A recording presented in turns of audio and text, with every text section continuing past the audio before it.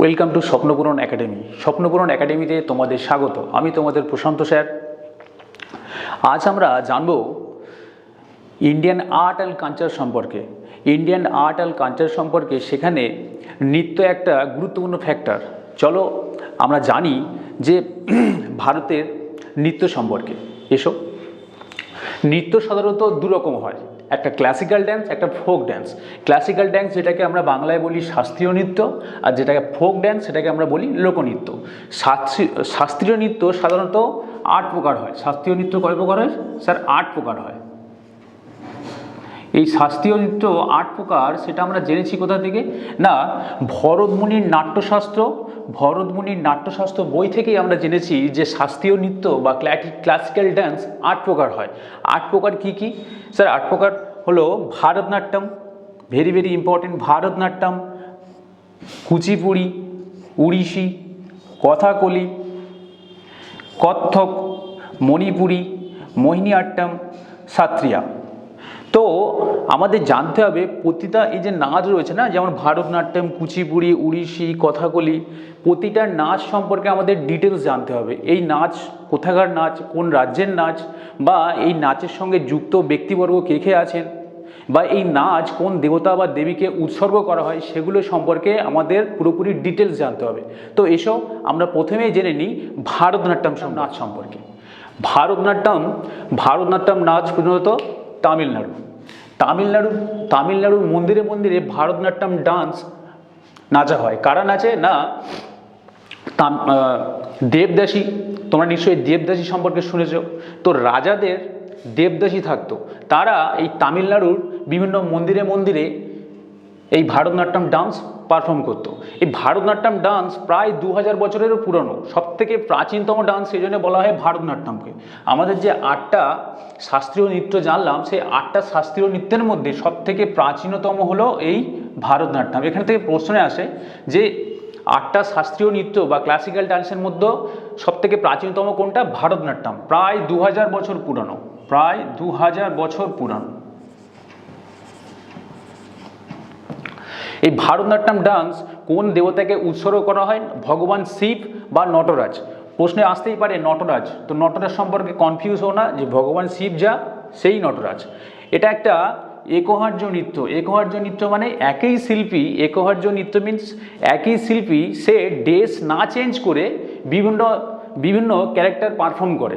কখনো তিনি ছেলে হতে পারেন, কখনো তিনি মহাদেব হন, কখনো বা তিনি কৃষ্ণ হন। অর্থাৎ শিল্পী একজনই, স্টেজ থেকে নামবেন না, বাট বিভিন্ন রকম অঙ্গভঙ্গি দেখিয়ে তিনি বিভিন্ন ক্যারেক্টার পারফর্ম করবেন। এসব আমরা জেনে নিই যে ভারতনাট্যম নাচের সঙ্গে যুক্ত বিখ্যাত ব্যক্তিবর্গ। প্রথমে আসি Jamini Krishnamurthy, very very important. এই যে নামগুলো বলছি এগুলো বিভিন্ন পরীক্ষাতে আসে, সেই হিসাবে আমি সাজিয়েছি। যামিনী কৃষ্ণমূর্তি, সোনাল মান সিং, রুক্মিণী দেবী অরুণ্ডুলে, মৃণালিনী সারাভাই, লীলা স্যামসন, পদ্মা সুব্রমণিয়াম, বৈজয়ন্তীমালা, টি বালা সরস্বতী। প্রথমে একটু জেনে নিই এক্সট্রা পয়েন্ট। যামিনী কৃষ্ণমূর্তি কুচিপুড়ি নাচের সাথেও যুক্ত। যামিনী কৃষ্ণমূর্তি যেমন ভারতনাট্যম নাচের সাথে যুক্ত, ইনি কুচিপুড়ি নাচের সাথেও যুক্ত। সেরকমভাবে সোনাল মান সিং সবথেকে কনিষ্ঠতম নৃত্যশিল্পী হিসাবে পদ্মভূষণ পেয়েছেন 48 বছর বয়সে। 48 বছর বয়সে সোনাল মান সিং পদ্মভূষণ পেয়েছেন।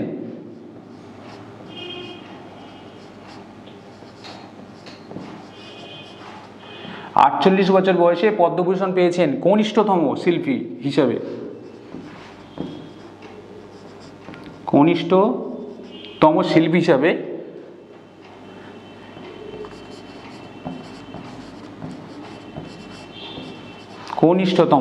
সোনাল মান সিং। দেখে আসি রুক্মিণী দেবী অরুণ্ডুলে সম্পর্কে একটাই ইম্পর্টেন্ট পয়েন্ট, সেটা হলো রুক্মিণী দেবী অরুণ্ডুলে রাজ্যসভার প্রথম মনোনীত প্রার্থী। মানে একজন নৃত্যশিল্পী হিসাবে এনার আগে কেউ রাজ্যসভার প্রার্থী হননি। অর্থাৎ রুক্মিণী দেবী অরুণ্ডুলে রাজ্যসভার প্রথম মনোনীত প্রার্থী।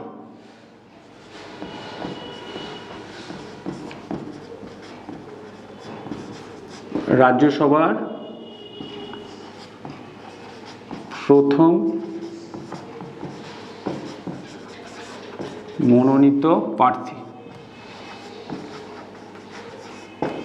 অর্থাৎ এনার আগে আর কোনো নৃত্যশিল্পী রাজ্যসভার মনোনীত প্রার্থী হননি।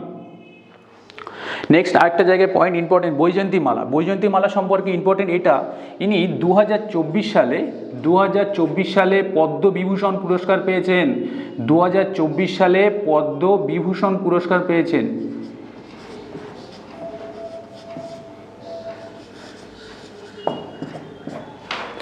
এই কটা নাম মুখস্থ রাখলেই হয়ে। এসো আমরা জেনে নিই কুচিপুড়ি নাচ সম্পর্কে। কুচিপুড়ি নাচ প্রধানত অন্ধ্রপ্রদেশের নাচ হয়। অন্ধ্রপ্রদেশের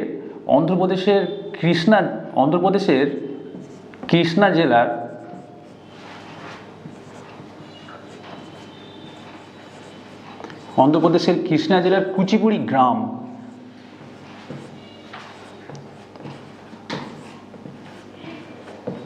মনে থাকবে অন্ধ্রপ্রদেশের কৃষ্ণা জেলার কুচিপুড়ি বা কুচিপুরম বলা হয়, সেই গ্রাম থেকে এই কুচিপুড়ি নাচের উৎপত্তি। এসব আমরা জেনে নিই যে আধুনিক কুচিপুড়ির জনক বলা হয় সিদ্ধেন্দ্র যোগী। এটা অনেকবারই এসএসসিতে এসছে যে আধুনিক কুচিপুড়ির জনক কাকে বলা হয়, তো অ্যান্সার হবে সিদ্ধেন্দ্র যোগী। কুচিপুড়ি নাচের সঙ্গে যুক্ত বিখ্যাত ব্যক্তিবর্গ, এখানে একটু ট্রিক্স মনে রাখবে, নামটা মনে রাখার ক্ষেত্রে একটু বলি। যেসব নামের ক্ষেত্রে দেখবে শেষে রেড্ডি রয়েছে, যেমন দীপিকা, আমি এক লাইনে লিখেছি, দীপিকা রেড্ডি, রাধা রেড্ডি, রাজা রেড্ডি, অর্থাৎ এদের প্রত্যেকের শেষে রেড্ডি, ওই জন্য এদেরকে আমি একটা লাইনে লিখেছি। একটু আগেই তোমরা পড়েছো যে ভারতনাট্যম নাচের সঙ্গে যুক্ত এই যামিনী কৃষ্ণমূর্তি, ইনিও কুচিপুড়ি নাচের সাথে যুক্ত, অর্থাৎ এ দুটো মনে করতে হচ্ছে না, এদের প্রত্যেকের শেষে রেড্ডি। আর যামিনী কৃষ্ণমূর্তি ভারতনাট্যম একবার মুখস্থ করলেই হয়ে যাবে, বৈজয়ন্তীমালাও ভারতনাট্যম একবার মুখস্থ করলেই হয়ে যাবে। শুধু আমার মনে রাখতে হচ্ছে কোনটা, ভেমপতি চিন্না সত্যম, এটাই মনে রাখলেই হয়ে যাবে। আর এই দীপিকা রেড্ডি, রাধা রেড্ডি, যামিনী কৃষ্ণমূর্তি, বৈজয়ন্তীমালা আগে থেকেই তো জানা, ভেমপতি চিন্না সত্যম মনে রাখলেই হয়ে যাবে। এসো আমরা জেনে নিই উড়িষ্যি নাচ সম্পর্কে। তো উড়িষ্যি নাচ সাধারণত উড়িষ্যায় পারফর্ম হয়। উড়িষ্যি নাচ তোমরা কেউ পুরীতে বেড়াতে গিয়ে থাকবে, এবং পুরীতে বেড়াতে গেলে যে সাইড স্ক্রিন দেখতে যাও, সেই সাইড স্ক্রিনের মধ্যেই এই কোণারকের সান টেম্পল বা কোণারকের সূর্য মন্দিরে প্রত্যেকে গিয়ে দিয়ে থাকবে। সেখানে দেখবে মন্দিরের গায়ে খোদাই করা বিভিন্ন নর্তকীর মূর্তি রয়েছে। সেই মূর্তিগুলি যে খোদাই করা যে মূর্তিগুলো রয়েছে, সেগুলোই এই উড়িষ্যি যেসব মহিলারা উড়িষ্যি নাচ নাচতেন তাদেরই খোদাই করা ছবি। তাছাড়া এখানে উদয়গিরি, খণ্ডগিরি যেগুলো রয়েছে, উদয়গিরি বা খণ্ডগিরি যেগুলো বলতে গেলে জৈন ধর্মের অস্তিত্ব পাওয়া যায়, উদয়গিরি খণ্ডগিরি যে গুহাগুলোতে জৈন ধর্মের অস্তিত্ব পাওয়া যায়, সেই গুহাতে উড়িষ্যি নাচেরও প্রমাণ পাওয়া গেছে। তাছাড়া উড়িষ্যি নাচ সম্পর্কে একটা খুব সুন্দর ফ্যাক্ট হলো, 1991 সালে মাইকেল জ্যাকসন তার একটা ভিডিও রিলিজ করেছিল, ব্ল্যাক অর হোয়াইট নামে। এই ব্ল্যাক অর হোয়াইট ভিডিওতে মাইকেল জ্যাকসন এই উড়িষ্যি নাচ সম্পর্কে একটুখানি অ্যাড দিয়েছিল, বা বলা যায় ওই ব্ল্যাক অর হোয়াইট ভিডিওতে উড়িষ্যি নাচ সম্পর্কে একটুখানি তুলে ধরা হয়েছিল, যেটার উপর ডিপেন্ড করে এই 1991 সালে উড়িষ্যি নাচ অনেক ফেমাস লাভ করেছিল, অনেক ফেমাস হয়ে গিয়েছিল। আগে যে ভিডিওতে আমি বলেছিলাম যে কুচিপুড়ি নাচের সঙ্গে যুক্ত বিখ্যাত ব্যক্তিবর্গের শেষে রেড্ডি থাকবে, তেমনি উড়িষ্যি নাচের সঙ্গে যুক্ত ব্যক্তিবর্গের শেষে কি থাকবে, মহাপাত্র। এবং প্রথম ইম্পর্টেন্ট নামটা হলো গুরু কেলুচরণ মহাপাত্র, লক্ষ্মীপ্রিয়া মহাপাত্র, সুজাতা মহাপাত্র। অর্থাৎ মহাপাত্র টাইটেলটা মনে রাখলেই আমার হয়ে যাচ্ছে তিনটে ফেমাস নাম, কেলুচরণ মহাপাত্র, লক্ষ্মীপ্রিয়া মহাপাত্র, সুজাতা মহাপাত্র। তোমরা আগেই জেনেছো যে ভারতনাট্যম নামের ক্ষেত্রে সেখানে সোনাল মানসিং ছিল, অর্থাৎ এই নামটা আগে থেকেই মুখস্থ করতে হচ্ছে না। নেক্সট আমরা জেনে নেব সংযুক্তা পাণিগ্রাহী আর কুমকুম মহান্তি, এই দুটোই নাম মনে রাখলে তো আমার মতে হয়ে যাচ্ছে। এগুলো সব শেষে টাইটেল মহাপাত্র, আর সোনাল মানসিং তো ভারতনাট্যম নাচের সঙ্গে যুক্ত ব্যক্তিবর্গ, সংযুক্তা পাণিগ্রাহী আর কুমকুম মহান্তি। এসো আমরা কথাকলি নাচ সম্পর্কে জেনে নিই। কথাকলি নাচ কেরালা থেকে এর উৎপত্তি।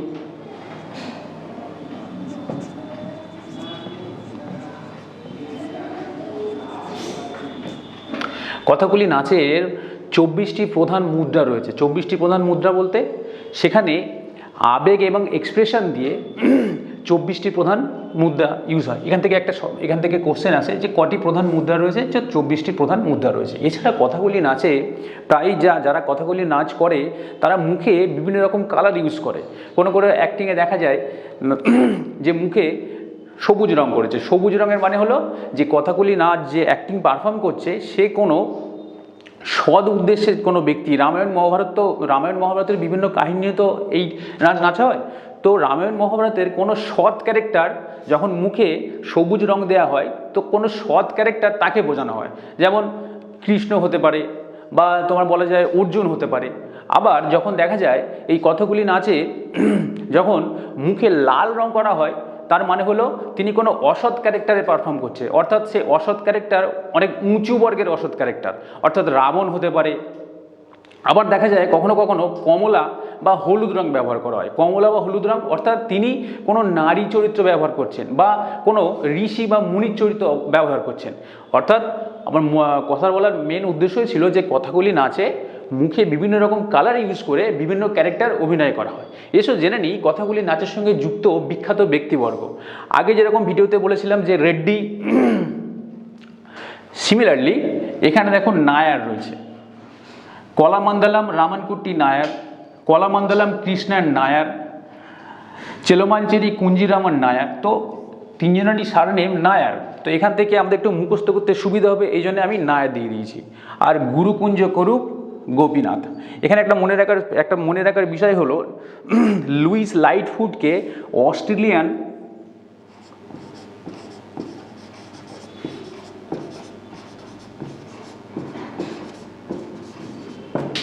অস্ট্রেলিয়ান মাদার অফ কথাকলি বলা হয়।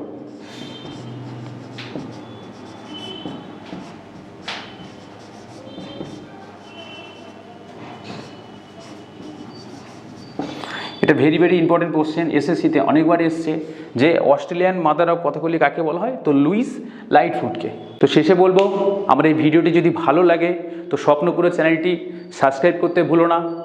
আমরা এখানে স্বপ্ন শুধু দেখাই না, স্বপ্নকে পূরণ করতে এবং তাকে সার্থক হতে চেষ্টা করি। Thank you.